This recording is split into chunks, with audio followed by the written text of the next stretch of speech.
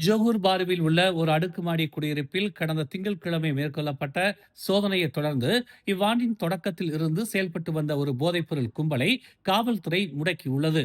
இச்சோதனையில் 18 லட்சம் ரிங்கிட் மதிப்புள்ள போதைப் பொருட்கள் பறிமுதல் செய்யப்பட்டன. அலிப் ஹைட்ஸில் உள்ள ரெசிடென்சி முத்தியாரா இண்டா அடுக்குமாடி குடியிருப்பில் நள்ளிரவு 12:30 மணிக்கு மேற்கொள்ளப்பட்ட சோதனையில் 21 முதல் 24 வயதுக்குட்பட்ட 3 ஆண்களும் ஒரு பெண்ணும் கைது செய்யப்பட்டதாக ஜொகூர் காவல்துறை தலைவர் அப்துல் ரஹ்மான் ஆர்ஷாத் தெரிவித்தார். மொத்தமாக பறிமுதல் செய்யப்பட்ட போதைப் பொருளின் அளவு சுமார் 12.95 கிலோவாக மதிப்பிடப்பட்டுள்ளது.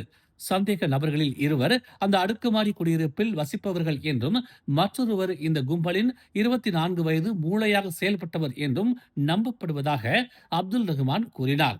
அந்த பெண் அவருடைய காதலி என்று தெரிவித்தார்.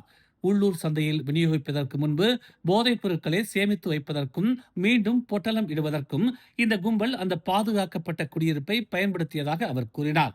நேரடி விற்பனைக்காக ஜொகூருக்கு வெளியே இருந்து போதைப் பொருட்கள் பெறப்பட்டதாகவும் சுமார் 43,726 போதை அடிமைகளுக்கு வழங்குவதற்கு போதுமான அளவு அவை இருந்ததாகவும் அவர் கூறினார்.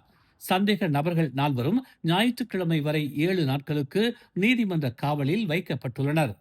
மேலும் செய்திகளை தெரிந்து கொள்ள தமிழ் மலர் இணையதளம், தமிழ் மலர் செயலி மற்றும் மலர் டிவி யூடியூப் சேனலை வலம் வாருங்கள்.